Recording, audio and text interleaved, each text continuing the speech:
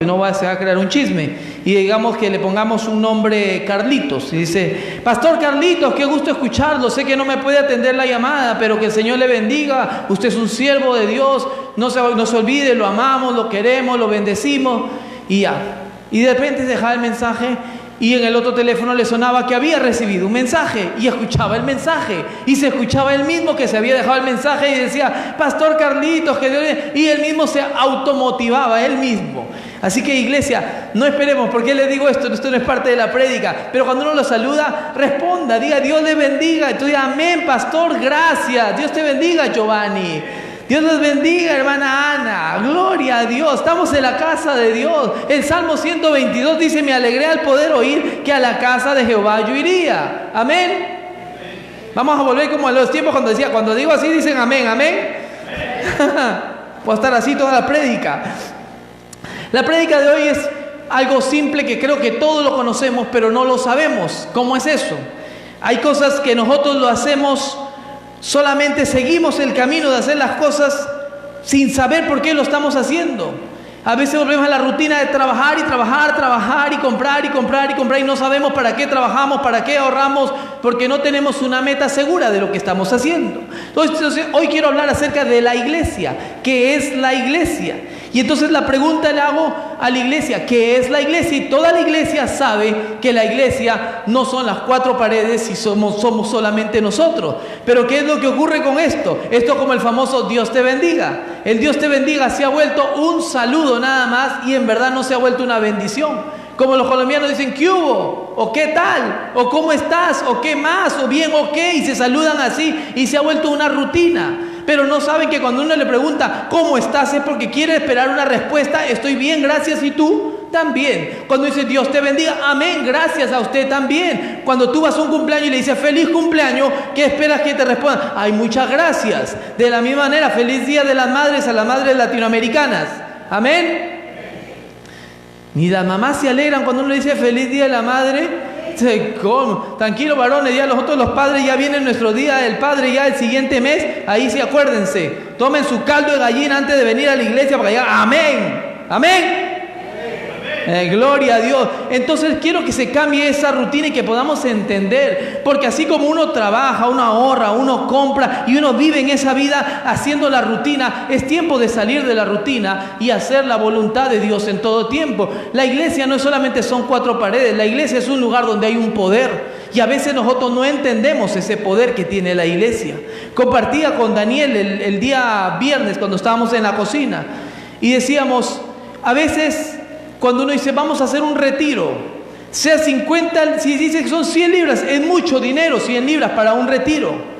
No, Señor, me puede tocar estando en mi casa, yo no tengo por qué ir. ¿Y por qué 100? Si lo que están sirviendo de comida quizás vale 5 libras y el transporte en 10 libras. Y piensan que un retiro puede salir 10, 15 libras por persona. Mientras que hay otros que dicen, yo voy a ese retiro, no importa lo que cueste. Si lo pones a 20 libras un retiro, la gente aún no va al retiro porque son 20 libras. Pero cuando viene Marc Anthony o cualquier otro cantante, ahí sí pagan un dineral para estar ahí en ese lugar. Pagan el Uber para irse al lugar, el Uber de regreso, y se gastan plata comiendo en ese lugar porque el costo de la entrada no incluye la comida. ¿Y cuántos saben que cuando uno va no pensando en el dinero, sino viendo en la expectativa de lo que va a recibir, que es más grande? Si uno le dice a una persona que está enferma, le dice tiene cáncer y le dicen 30,000 libras para que te sanes del cáncer, la gente saca las 30,000 libras, aun el que no tiene trabajo, uno lo saca de donde sea, ¿no es cierto? ¿Cómo es Dios de grande y misericordioso? Y pongo como ejemplo a la hermana Elvira. La hermana Elvira no fue por una sanidad. La hermana Elvira fue porque dijo, voy a divertirme, gozarme con el Señor, vamos a recibir un fin de semana glorioso. Ella solamente fue con una expectativa para adorar al Rey, pero el Señor sabe la necesidad que cada uno tiene. ¿Y qué dice? La sanó el Señor de diabetes. Eso es el Señor, Él es digno de un aplauso por esto, amén. ¿Se dan cuenta cómo Dios recompensa? Sí, cuando una persona busca el reino de los cielos y su justicia y el resto de cosas vienen en añadidura, es Mateo 6:33, ¿no es cierto? Los que están estudiando vida abundante, espero que no se me hayan olvidado. Y en Mateo 6, 31 y 32 también se acuerdan, ¿no? Que esa cosa buscan los gentiles, ¿no? Qué vestir, qué comer y todas esas cosas. Pero nosotros buscamos el reino de los cielos y su justicia. Y ahí el Señor envía la bendición. Amén. Entonces el Señor envía una bendición especial. Cuando tú te reúnes en la iglesia, hay un poder sobre la iglesia. Cuando tú le oras al Dios de los cielos, ocurre algo tremendo. Esto es mejor que hablar con la reina. Imagínate, con la reina no puedes hablar. No puedes hablar con la familia real, pero hablar con el Rey de Reyes, estar en esa comunión, no hay nadie que pueda interrumpir esa comunión. No hay nadie, porque Dios se pone, sus oídos están atentos a la oración de su pueblo. Existe un poder, iglesia. Hay gente que tiene una necesidad, ora, sale y sigue pensando que tiene esa necesidad. Cuando uno tiene que orar hasta que empiece a sentir la voz de Dios, que siente una dirección, que aunque mis ojos no lo puedan ver, yo sé que Dios está obrando, que Dios está haciendo algo, porque yo ya te puse las cargas delante de ti. Cuando el hijo va delante de un padre, un niño, un menor de edad, y le dice, papi, tengo un problema en la escuela, y dice, tranquilo, hijo, no te preocupes, vamos a ver qué pasa y le busco una solución. El niño tiene que salir más tranquilo porque ya habló con papá, porque ya puso su carga, su causa, ya expuso su estrés, preocupación, lo puso delante del Padre. Pero cuando tú vas y no reconoces que la oración es tan poderosa, que tú estás hablando con el Rey de Reyes y lo expones, entonces sal tranquilo, confía en Jehová. Hay cosas de que tú pones delante de Dios y tú no ves inmediatamente una respuesta, pero ya lo pusiste delante de Dios, ahora anda seguro. Esa es la bendición que existe. Tener el poder de la oración es una de las herramientas más grandes que tenemos. Por eso la palabra dice, orar sin cesar, orar en todo tiempo con toda súplica. La iglesia no son cuatro paredes, la iglesia somos nosotros. Y a veces nosotros, hablando no en restauración, en general en la iglesia cristiana, no hemos entendido. Cuando tú le dices a un niño, dibújame una iglesia, ¿qué es lo que te dibuja? Un techo de esta manera, y dice, eso es una iglesia. Esa es una iglesia. Y nosotros, los hijos de los cristianos, también dicen una iglesia, y dicen, y dibujan el mismo dibujo. Cuando nosotros y en la escuela dominical o nosotros como padres tenemos que enseñarle a nuestros hijos, esta no es una iglesia así como tú la has dibujado. Esta es una escuela, pero la alquilamos, pero tú y yo la hacemos la iglesia. Porque nosotros somos la iglesia. Por eso tenemos que hacer entender a los niños, y ellos nunca se olvidarán. Los niños son una esponja. Los niños pueden tener un papá árabe, una mamá italiana, viven en Inglaterra y se van a vivir a Francia y te hablan árabe, italiano, francés, inglés, te hablan todos los idiomas porque son una esponja y absorben todo sin necesidad de tener que ir a una escuela a estudiar idiomas. Por eso los hijos que han nacido acá o los muchachos que han venido muy jóvenes dominan los dos idiomas. Y es una bendición. Ese simple hecho de tener dos idiomas es una bendición. Porque ellos absorben. Por eso a los niños enséñale la palabra y Dios no miente. Y cuando sean grandes, ¿qué dice? No se apartarán. Son promesas de Dios. Dice, Señor, que mi hijo no se aparte. El Señor, tú has orado, has sido delante del Rey y has expuesto tu corazón y has puesto a tus hijos y lo has presentado a tu hijo delante de Dios, delante de la iglesia, y has dicho, mi casa y yo serviremos a Jehová. Has orado por tus hijos, porque estoy seguro que todos los padres han puesto manos sobre la frente de sus hijos en algún momento, han orado, han bendecido, han declarado la gloria de Dios. Y Dios no es hijo de hombre para mentir, Él cumple. Porque tu oración no fue solamente una oración, Dios te bendiga, no, fue una oración al Rey de Reyes. Si tú le dices algo a la reina de Inglaterra y la reina dice, sí, se hace, se tiene que hacer. Si una reina siendo humana puede hacer eso, cuánto más el Rey de Reyes cuando tú le dices, Señor, tal cosa, y el Señor, ¿qué hace? Amén. Ahora quiero que me acompañe a Mateo 16 para ver acerca qué fue lo que Jesucristo dijo acerca de la iglesia, para entender un poco. Hoy más que prédica quiero darles como una enseñanza qué es la iglesia y entendamos un poco más. Mateo 16 versículo 13 al 18. Me dan un fuerte amén cuando lo tienen. Mateo 16 del 13 al 18 dice: Viniendo Jesús a la región de Cesarea de Filipo, preguntó a sus discípulos diciendo: ¿Quién dicen los hombres que es el Hijo del Hombre? Ellos dijeron, unos, Juan el Bautista, otros Elías y otros Jeremías o alguno de los profetas. Él les dijo: ¿y vosotros quién decís que soy yo? Respondiendo Simón Pedro dijo: tú eres el Cristo, el Hijo del Dios viviente. Entonces le respondió Jesús: bienaventurado eres, Simón, hijo de Jonás, porque no te lo reveló carne ni sangre, sino mi Padre que está en los cielos. Y yo también te digo que tú eres Pedro, y sobre esta roca edificaré mi iglesia, y las puertas del Hades no prevalecerán contra ella. Primero le hace la pregunta: ¿quién dice los hombres que es el Hijo del Hombre? La palabra Hijo de Hombre se utiliza más en los evangelios y un poco en el libro de Hechos y en Apocalipsis, pero ese era un título mesiánico que se refería al Mesías, que está en el sueño que tuvo Daniel en el capítulo 7, y Dios le mostró, cuando le muestra el anciano de días y el Hijo del Hombre, semejanza al Hijo del Hombre, que era el Mesías. Y le dice: ¿quiénes dicen ustedes que es el Mesías? ¿Quién dicen ustedes que es el Hijo del Hombre?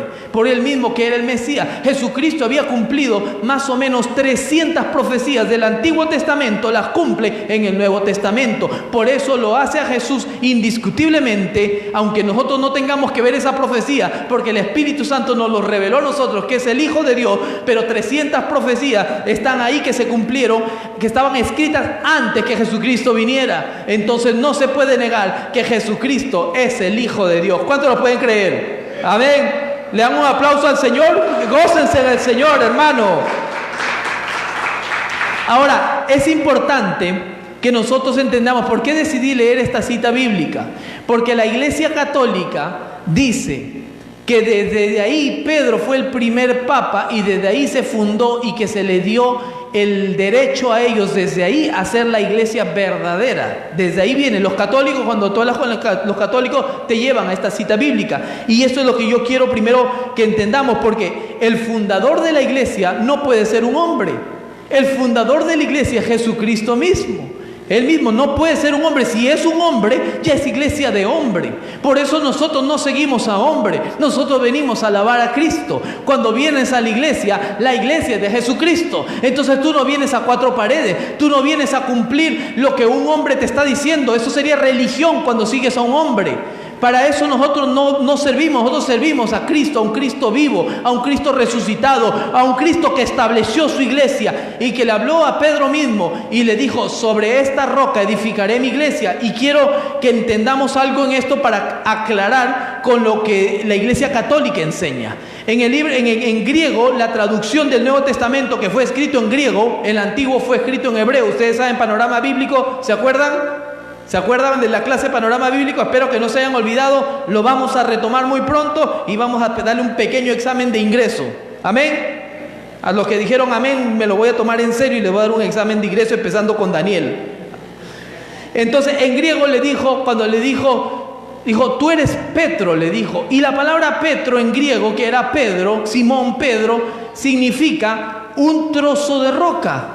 Pero dijo, póngale claro lo que le dijo: tú eres Pedro, y sobre esta roca edificaré mi iglesia. No le dijo: sobre ti edificaré mi iglesia. Es como que yo le diga: este es Daniel, pero en este lugar se hace tal cosa. Son dos cosas diferentes. Yo no estoy diciendo este es Daniel y sobre Daniel se hacen las cosas. Hay una diferencia. Le dijo: tú eres Petro, tú eres un pedazo de roca, y sobre esta, hablando Jesucristo de él mismo, dijo: sobre esta Petra, que es roca. Petra significa roca firme, una roca sólida. Y el mismo Pedro, quiero que me acompañe ahora sí, lo voy a dar unas cuantas citas bíblicas para quedar claro en este asunto. Pedro escribió dos libros, y está en Primera de Pedro, que está cerca del Apocalipsis. Primera de Pedro, capítulo 2, verso 4. La Reina Valera tiene un título que dice Piedra Viva, hablando de Jesucristo. Primera de Pedro, capítulo 2, verso 4 al 6. Vamos a leer. Me da un fuerte amén cuando lo tienen. Gloria a Dios. Están al filo ustedes con la Biblia. Espero que no estén usando el celular, ¿no? Primera de Pedro 2, versículo 4. ¿Lo tenemos? Piedra viva. Escuchen lo que el mismo Pedro está enseñando ahora en la epístola que escribió. Dice: acercándoos a él, piedra viva, desechada ciertamente por los hombres, mas para Dios escogida y preciosa.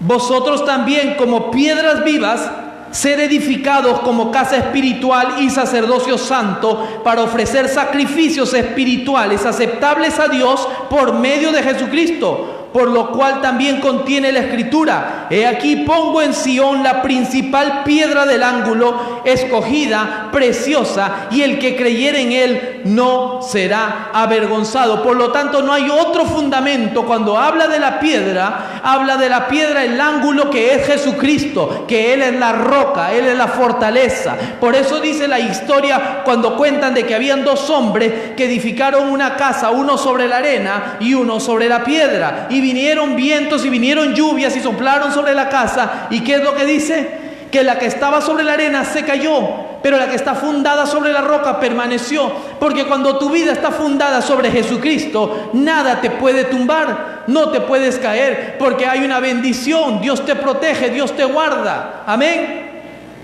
¿Qué les pasó con el amén, hermano? Como que los desanimé. Deben estar más animados y gozosos, mi hermano. Amén. ¿Ustedes saben lo que es estar fundado sobre la roca? ¿Saben lo que es estar fundado sobre la roca? Pregúntenle a Job. Yo no les voy a contar la historia de Job. Léanse el libro de Job. Cuando pierde todo, Job. Cuando pierde todo, cuando no tiene nada. Qué lindo es alabar a Dios cuando tienes todo. Amén.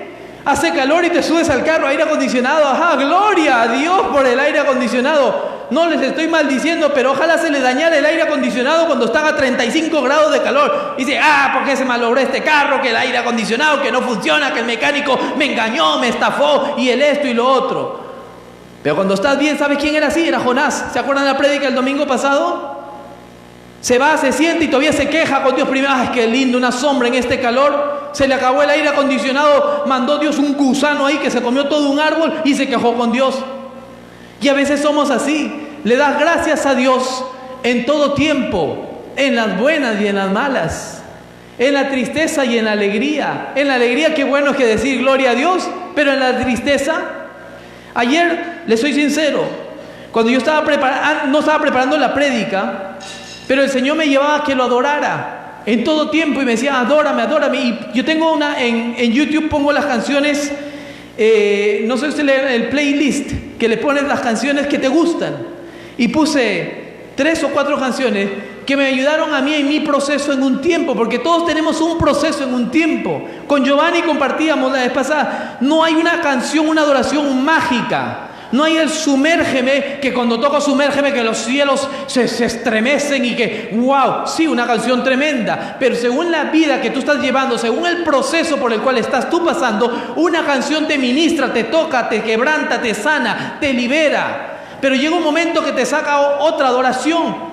¿Y por qué? ¿Por qué Dios hace esto? Porque si no, nos volveríamos religiosamente, como lo hemos vuelto muchas veces cuando se reza el Padre Nuestro, que se volvió recitar una oración, cuando es una oración ejemplo.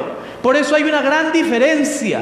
Hay una gran diferencia. Dale un cántico nuevo, adóralo. Dios nos sorprende cada viernes y cada domingo con la adoración. Amén. O solamente yo me siento edificado. Los viernes, a mí me encantan los domingos porque es el día de la celebración.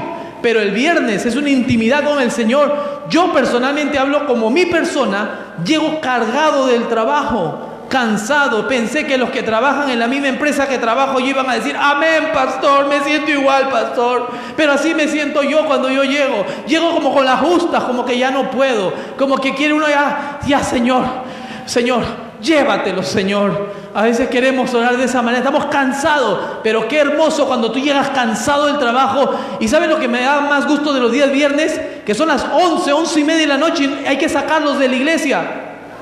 Y uno los saca de la iglesia y allá están, no voy a decir para no hacerlo sentir mal al hermano de las acciones que tiene por allá su heladería, pero allá se reúnen hasta las 12 de la noche y están allá. Porque es hermoso habitar los hermanos juntos en armonía, porque Dios envía su bendición y vida eterna. ¿Cuántos llegamos cansados y cargados y Dios con su misericordia nos recompensa? Angélica me decía, pastor, estoy mal de la rodilla. Y el viernes cuando termina la oración la veo que está postrada ahí arrodillada. Eso es glorioso cuando el Señor obra. El Señor hace maravillas. Antes que tú le pidas, ya el Señor tiene preparada tu bendición. Cuando tú decides venir a la iglesia a recibir una palabra, a congregarte, a estar con tus hermanos, acá hay un poder. Cuando tú le hablas al Rey Eterno hay un poder. Cuando tú le adoras, se desata un poder que se activa, que vive dentro de nosotros. Cristo no es una religión. Cristo no quedó crucificado, Cristo resucitó. Y Él está vivo, está a la diestra del Padre, y Él regresará por su iglesia. Amén. Por lo tanto, el autor, consumador de la iglesia, el fundador es Jesucristo. No puede ser un hombre. Cuando una persona se atribuye la posición que no nos corresponde, con todo el respeto al Papa Francisco, que él es el vicario de Cristo aquí en la tierra, representante de Cristo acá en la tierra, y que se tiene que postrar y besarle los pies a él, lo siento, pero es un hombre. El único mediador entre Dios y los hombres es Jesucristo. Él es el fundador. Él es el que le lavó los pies a los discípulos, el que demostró humildad, el que sanó, el que rescató, el que nos perdona nuestros pecados. Él es Jesucristo, el único, el fundador de la fe. Pablo se encuentra en el Corintios, dice la palabra, que se encuentra en una situación difícil. La iglesia de Corintios, había un muchacho se vivía con la madrastra, había cosas terribles que pasaban en la iglesia. La Santa Cena la habían tenido por cualquier cosa. Se congregaban algunos y decían, no, yo soy de la iglesia de Pablo, así yo soy de la iglesia de Apolos. Y había una pelea, había una discusión en la iglesia. Y llega Pablo y dice en 1 Corintios 3:11, si está anotando, anote, yo se lo leo, dice, porque nadie puede poner otro fundamento que el que está puesto, el cual es Jesucristo. Él es el fundamento de la iglesia, Él es la piedra viva, Él es la esencia de la iglesia. Hay un poder en una iglesia, así sea un miembro en la iglesia, o así sean 1000 o 10,000 miembros en una iglesia, el fundador de la iglesia es Jesucristo. Él es el único. Nosotros tenemos que entender ese principio. Cuando tú te vayas a otra iglesia, no, en mi iglesia es mejor, mi iglesia, el tecladista toca mejor el teclado que David, en mi iglesia tenemos mejor batería, o el esto y lo otro. No, esto no es una competencia. Es como decía, yo soy de Pablo y yo soy de Apolo. Cuando tú vayas a una iglesia, así hay un miembro, gózate en el Señor. Cuando llega la alabanza, así tengan que cantar con un CD o con YouTube, alábale, gózate en todo tiempo. Porque si tú te gozas solamente en una iglesia grande, significa que en tu casa, cuando estás a sola, tú no lo puedes alabar. Porque necesitas la multitud para poder adorar y para poder alabar. Cuando Dios se mueve más poderosamente, cuando tú estás en secreto y Él te recompensa en público. Es más difícil, los ministros de alabanza deben saber esto. Cuando la iglesia no alaba o no adora, cuando la iglesia está dormida, y llevar a la iglesia a que se avive y que se despierte. Es más difícil, pero es mejor cuando tú estás en el auto manejando y estás adorando y dices, en tu presencia, y tienes que abrir los ojos porque si no te estrellas, ¿no? Pero estás ahí adorando, hay una presencia maravillosa. Me voy a atrever a un testimonio para darles un poquito de sonrisa a ustedes, porque los veo que están así como que medios tristongos. Me contaba un testimonio poderoso. Pónganle atención, pónganse cinturón de seguridad. Imagínense que están a 100 millas por hora para que no se me bajen o se me vayan a ir al baño. ¿Están listos para el testimonio? Esto me lo contó Giovanni, fresquito. Este testimonio no lo escuchan en YouTube. Estaban ahí con David, dicen, en el auto. Obviamente habían parado para adorar. Y cierran sus ojos y levantan las manos. Dice que una gloria de Dios, porque cuando 2 o 3 personas se ponen de acuerdo sobre algo, el Señor está ahí. Amén. El Señor envía a sus ángeles. Amén. Él acampa alrededor. Amén. Dios te puede tocar espiritualmente, físicamente. Y ellos adoraban. Y Giovanni, que es un adorador, empezó a ver una luz, una visión, una luz que se acercaba. Pero no quería abrir los ojos. ¿Tú has visto cuando estás así en ese momento? Tú no quieres abrir los ojos. Y dice que de repente, escucha. No, aquí esto lo invento yo. Yo creo que Giovanni habrá pensado, Señor, ¿eres tú? Son trompetas, brother, no iba a sonarse en la ventana. Y dice que ve y ver una linterna y era la policía. Que los vio a ellos que estaban con los ojos cerrados y las manos levantadas. Y le dice, ¿qué hacen? Y le dice, adorando. Y digo, pues vayan moviéndose, creo que le dijeron. Pero le digo una cosa, cuando tú estás en secreto, cuando tú estás a solas, hay mover de Dios poderoso. Eso se lo cuento para que se ría, mi hermano. A la iglesia uno viene y se goza, pero adórale en todo tiempo. No te avergüences de dónde le adoras a Dios. Nosotros a veces hasta nos avergonzamos delante de Dios muchas veces, delante de la gente, por el que dirán. Gózate, el Señor te recompensa en público. Él no es deudor de nadie. Él es el autor y el consumador. Él es el fundamento de la iglesia. Jesús es la cabeza de la iglesia y nosotros somos el cuerpo. Un cuerpo sin cabeza, ¿qué le pasa? Se muere. ¿Ustedes han visto alguna vez una gallina cuando le sacan la cabeza? Es que Isabel nació aquí, creo, no sé, pero ya en América Latina, los que hemos nacido allá hemos tenido la dicha, no sé si era una dicha, pero ver esa que viven como unos 5 segundos caminando, saben para dónde van. Hay una expresión acá en inglés que le dicen running like a headless chicken, una gallina sin cabeza, y de ahí viene la expresión, porque no saben para dónde van, porque están sin cabeza y se mueren. Un cuerpo, una iglesia sin cabeza es una iglesia muerta, y la cabeza de la iglesia es Jesucristo. Si no está Jesucristo como cabeza, hay un problema. Cuando el pastor, el predicador o el líder de una iglesia o de un ministerio se atribuye la posición que no le corresponde, hay un problema grave, porque está usurpando la posición que es del Rey de Reyes. Uno tiene que ser obediente cuando el Espíritu Santo se mueve. Uno tiene que ser obediente en la casa de Dios, porque esta es casa de Dios. Por eso estamos implementando cambios en la casa de Dios. No se come en este lugar, aunque sea un comedor de una escuela 5 días de la semana, pero el fin de semana es algo diferente. Por eso no se ofenda, mi hermano, si usted viene con su tacita de café al servicio y le decimos: hermano, con todo amor, por favor, vaya y lleve su taza allá, si no, le llamamos al hermano Daniel que lo exhorte. Amén, Daniel. ¿Se da cuenta? Hay que cuidar el templo, porque esta es la casa de Dios. Amén. El Señor es grande, Él es la cabeza. Y ahora, ya casi concluyendo, quiero contarle un poco de historia, cómo se inicia la iglesia y cuál es nuestra función como miembros de esa iglesia, como el cuerpo de Cristo. ¿Cuál es nuestra función? Primero, ¿cómo se inicia la iglesia? Y acá les quiero dar un poco de historia, obviamente. La iglesia a Jesucristo le dio él dijo, no te lo reveló Pedro, le dijo, ni carne ni sangre, sino que una revelación del mismo Padre te lo reveló a ti, y por lo tanto sobre mi persona, sobre esta piedra, sobre piedra viva que soy yo, dijo Jesucristo, edificaré la iglesia. 40 días después que estuvo, dice que indiscutiblemente Jesucristo se apareció por 40 días estando con los discípulos. Después de que Él se fue y le dijo que estuvieran en oración unánimes juntos en el aposento alto, que iba a venir el poder del Espíritu Santo, es de ahí cuando Pedro se levanta y predica. Ahora, cuando él se levanta y predica es donde empieza la iglesia cristiana.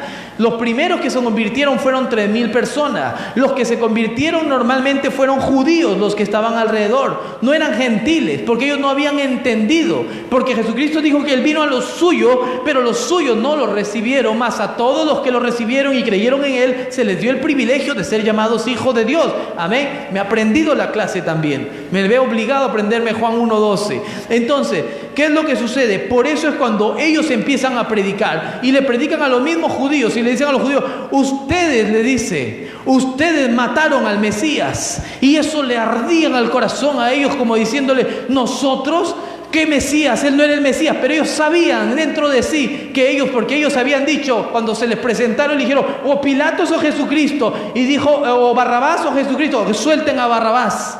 Y que la sangre de Jesucristo esté sobre nosotros y sobre nuestros hijos. Y como les decía la vez pasada, desde ahí viene una maldición sobre Israel, y lo han querido desaparecer a Israel en todo tiempo. Pero desde ahí empieza un problema entre los judíos, porque decían: no, ¿cómo que matamos? Entonces los quisieron matar. Pero más adelante nos encontramos con el tal Saulo de Tarso. Saulo de Tarso, el que mataba a los cristianos, el que estuvo ahí cuando lo apedreaban a Esteban. Él mismo empezó ahora a predicar el evangelio a los gentiles. Pedro estaba en la azotea y de repente tuvo una visión, dice la palabra, y que dijo de que le toca a la puerta un tal Cornelio, que vaya a visitarlo, unos gentiles, que vaya a predicar. Pero ¿cómo es esto? Yo nunca he comido una cosa inmunda, me dices que coma, y ahora dice: todo lo que yo he limpiado es puro. Y anda y predica, y dice que el Espíritu Santo empezó a manifestarse. Entonces empezaron a entender ellos que ahora venía un poder sobre los gentiles, y se empieza a levantar la iglesia, mi hermano. Al pueblo de Israel, Dios no se ha olvidado de Israel. En el libro de Romanos dice de que se le ha puesto adormecimiento en parte hasta que entre la plenitud de los gentiles, que somos nosotros. Por eso el reloj profético se ha parado momentáneamente hasta que entremos a la salvación nosotros. Y cuando nosotros seamos salvos, después Jesucristo regresará y regresará por su pueblo. Lo que habla en el Apocalipsis de los 144,000. Vendrá por su pueblo después de la tribulación. Vienen tiempos poderosos, iglesia. Pero imagínense, póngase a pensar el poder que tiene la iglesia. El poder tan grandioso que tiene la iglesia. Que Dios le dice al pueblo de Israel, como diciendo a la banca, se sientan ustedes, pero yo no me he olvidado de ustedes. Es como en el equipo de fútbol, se me quedan en la banca, pero ustedes van a jugar el segundo partido. Pero ahora juegan ustedes. La gracia mía, el amor, la misericordia mía, yo los permito a ustedes ahora que ustedes entren al campo de juego. Yo creo en ustedes en mí, esperanza en gloria. Entonces, ustedes pueden, vayan y jueguen. Esa es la gracia que tenemos nosotros, la dicha. El venir a la casa de Dios es compartir esa dicha, de poder decirle, Señor, gracias, porque tú no viniste por mí, no viniste por el pueblo, por los gentiles, viniste por el pueblo de Israel, pero el plan de Dios es grandioso y ya tenía todo preparado para traernos a nosotros, formar una iglesia, no 4 paredes, sino para derramar un poder en la iglesia. La iglesia tiene un poder que si nuestros ojos espirituales pudieran ver lo que existe, lo que se mueve en la iglesia, sería grandioso, hermano. Una niña llegó acá, yo les conté la vez pasada, y le decía a la mamá, mamá, ¿qué es eso? Y vio una luz, un ángel adelante aquí en la iglesia, porque Dios envía a sus ángeles. Si viéramos el ambiente espiritual que ocurre aquí en la iglesia, el poder que tiene la iglesia, por la gracia de Dios, no tuviéramos en poco la iglesia, no tuviéramos en poco el Dios te bendiga, no tuviéramos en poco una adoración, no tuviéramos en poco una alabanza, no tuviéramos en poco la palabra de Dios. Si pudiéramos entender el poder que hay aquí, la vida se pasa así de rápido, la vida se va rápido. Los años siguen pasando, corriendo, y nos vamos a una eternidad. ¿Y qué hicimos? Pues trabajé, hice en mi casa, hice esto con mis hijos. ¿Y qué? La palabra dice, hijo necio, esta noche vienen a pedir tu alma. ¿Qué hemos hecho? Primero, todo eso es añadidura y bendición y vida en abundancia en la tierra, pero no podemos descuidar la parte principal, el alabar a Dios, el adorar a Dios, el buscar el rostro de Dios y su justicia. Después en la historia de esto la iglesia empieza a crecer. ¿Cómo era tanto el poder que dice que la gente vendía sus bienes para dar para la iglesia, aportaban para la iglesia? Y ahora en las iglesias nos encontramos con divisiones. Nos encontramos una iglesia que se queja de la otra iglesia, un pastor que habla mal de otro pastor, y que en la misma iglesia de uno que quiere ser una cosa, otro quiere ser otra cosa. ¿Algún día tu pierna derecha va a hablar mal de tu pierna izquierda? ¿Te imaginas? No, es que yo quiero ir para Stockwell, no, pero yo quiero ir para el Clapham. ¿Y qué hacemos? Vamos así. ¿Qué hacemos? Tiene que estar de acuerdo. Y la cabeza es acá. Pero a veces nosotros queremos mover aquí que esto mande todo. No, es Él. Señor, si tú quieres, lo haré. Aunque me duela, lo haré. Y eso es lo que es obedecer. Cuando un cuerpo entiende el principio que es la cabeza, uno se sujeta, uno se somete, uno hace, uno adora, uno busca, uno lo hace con amor.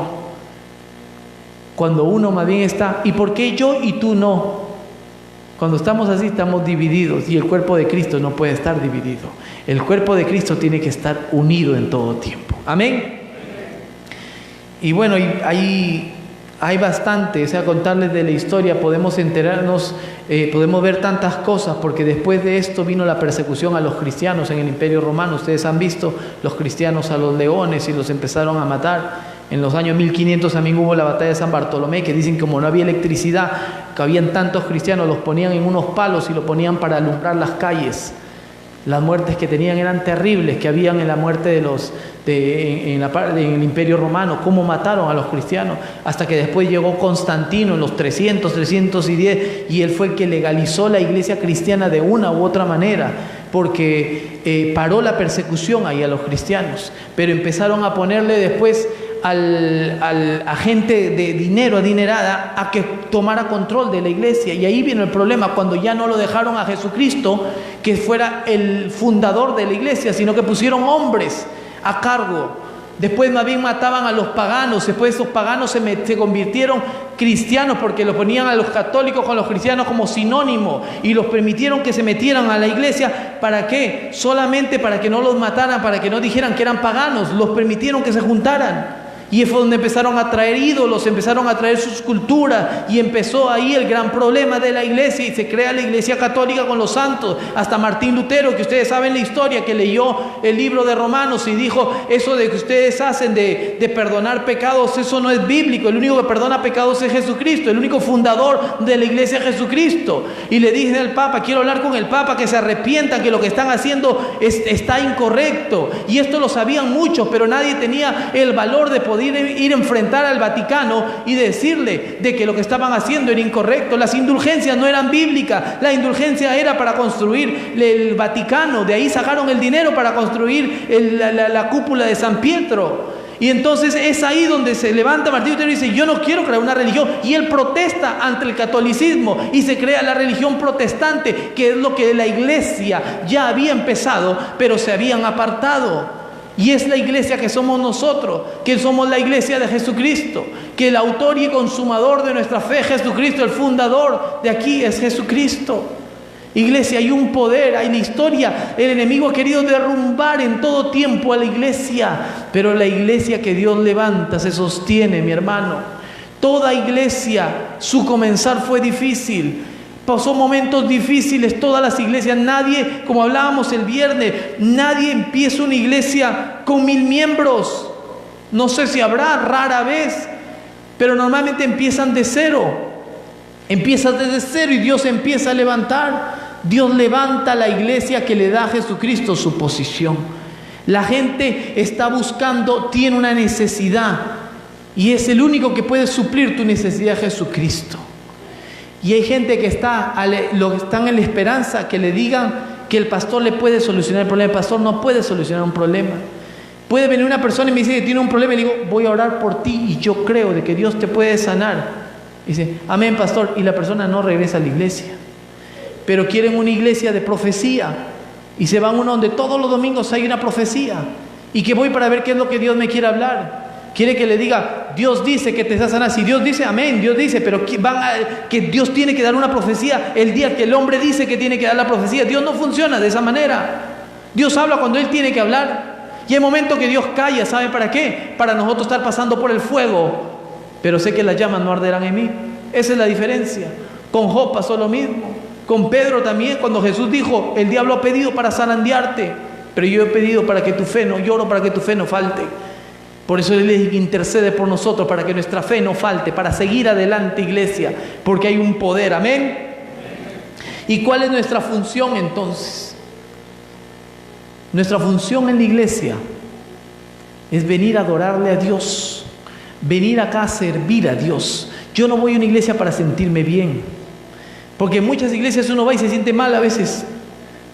Yo no voy a que me pongan una silla y para que me respeten y me traigan un cafecito y esto y lo otro. No, ya le dije a la iglesia: si es que no tenemos que tomar café para que los nuevos tomen café y coman esos ricos sándwiches, le guardan uno al pastor por si acaso, para comer sándwiches, que coman ellos primeros. Cuando haces una fiesta en tu casa, ¿quiénes comen primero? Las mamás latinas, que le dicen: no me toquen nada de eso ahí, muchachos, porque eso es para los invitados, ¿no es cierto? Los invitados primero. Es lo mismo en la iglesia. Esta es la casa, somos el cuerpo. Primero los nuevos.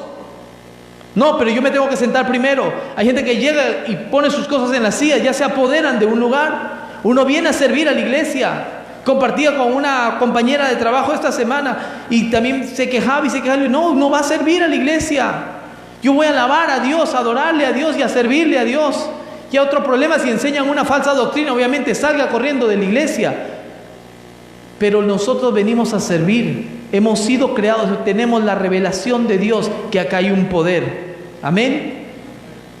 Con esto yo concluyo. Y si vemos el versículo de que hemos leído en Mateo 16, el verso 18, que le dijo: y yo también te digo que tú eres Pedro, y sobre esta roca edificaré mi iglesia. Y le dice: y las puertas del Hades no prevalecerán contra ella. Las puertas del Hades no prevalecen contra la iglesia. ¿Sabe el poder que tiene esto? Le dice, sobre mi persona, sobre la roca que soy yo, Jesucristo, voy a edificar la iglesia. Pero le dice, las puertas del infierno no podrán ante la iglesia de Jesucristo. Las puertas del infierno no pueden.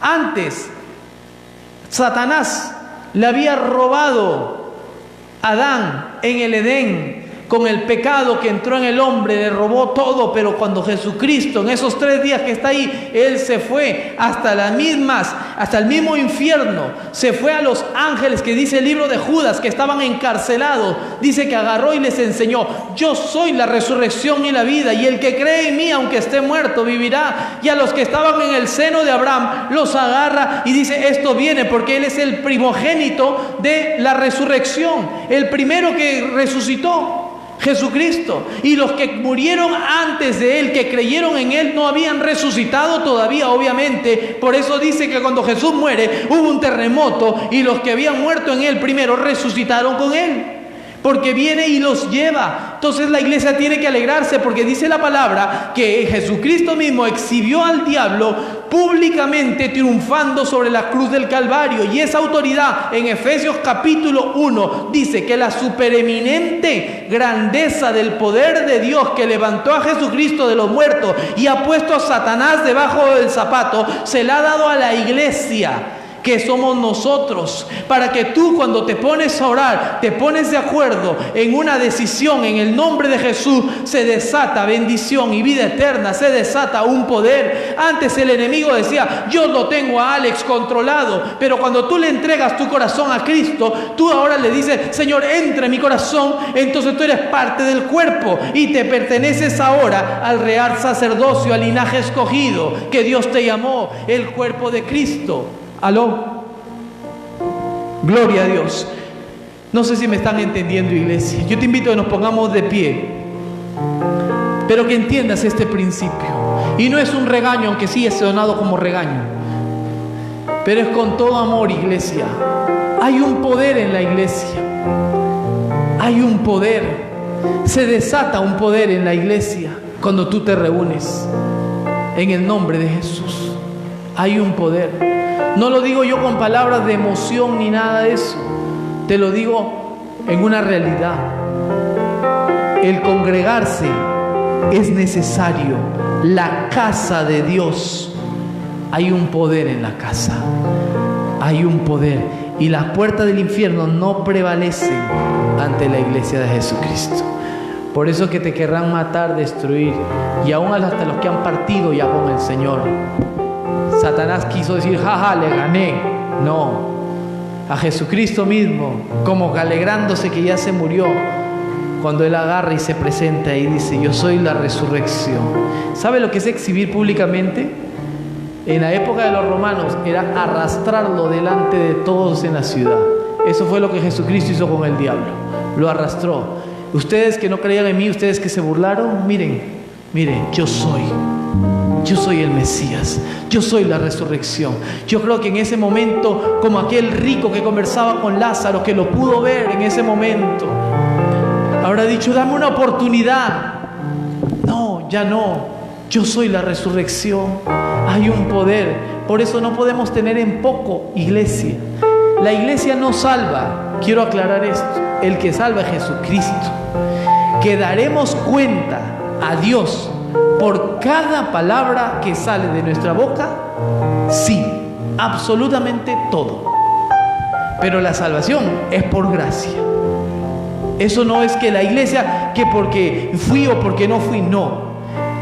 Pero cuando tú te congregas, cuando tú ayudas, cuando tú haces el labor de cristiano, cuando tú compartes con otro, cuando tú trabajas como pueblo, como cuerpo de Cristo, tú estás ahí construyendo una casa en el cielo. Por eso dice, no hagas tesoros aquí donde el orín y la polilla corrompen, lo pudren, sino allá. Por eso el que tiene el ADN de Cristo ayuda, bendice, protege, calla, habla lo que tiene que hablar, no escucha lo indebido. Esa es la iglesia de Jesucristo. Dios nos va a levantar a cada uno de nosotros, no porque lo digo yo, porque la palabra lo dice, que somos un cuerpo en Cristo Jesús. Y Él es la cabeza, Él es el fundador. Amén. Yo te invito a que tú cierres tus ojos ahí, iglesia. Cierra tus ojos ahí donde tú estás. Santo eres tú, Señor. Padre, te damos gracias, Señor. Te damos gracias, Señor, en esta mañana, Señor, por tu amor, Señor, por tu misericordia, por tu grandeza, Señor, por tu palabra, Señor. Perdónanos por tener en poco muchas veces, Señor, la iglesia, Señor. Pero Padre Santo, nosotros, Señor, hoy venimos, Señor, con un corazón diferente delante de tu presencia, reconociendo y sabiendo, Señor, de que aquí hay plenitud de gozo en tu presencia. Qué hermoso es habitar los hermanos juntos, porque aquí envías bendición y vida eterna, Señor. Tú eres poderoso, Señor. Te amamos y te alabamos, Señor. Y venimos a tu casa, Señor, para recibir en tu santo templo, para poder adorarte, Señor, para poder levantar un cántico nuevo a ti, Señor. Y disponemos nuestra vida, Señor, en esta tarde, Señor, para adorarte, Señor, para terminar este servicio con una adoración a ti, Señor. Porque hemos venido a esta tu casa, Señor, a recibir palabra tuya, a recibir, Señor, y a entregarte adoración, reconociendo en gratitud que tú eres el Rey de Reyes y el Señor de Señores, que para ti no hay nada imposible, Señor. Por eso te amamos, porque tú nos amaste primero, Señor. Tú eres el Rey de Gloria, Señor, el que levanta nuestra cabeza, Señor. Gracias por ese inmenso amor y gracias al poder que das a tu iglesia. Oramos para que tú levantes tu obra, Señor, según tus planes y propósitos que son buenos y perfectos, Señor. En el nombre poderoso de Jesús, Señor, porque tú eres el Rey eterno, Señor, el Rey de gloria, Señor. A ti te adoramos, Señor, en esta tarde, Señor.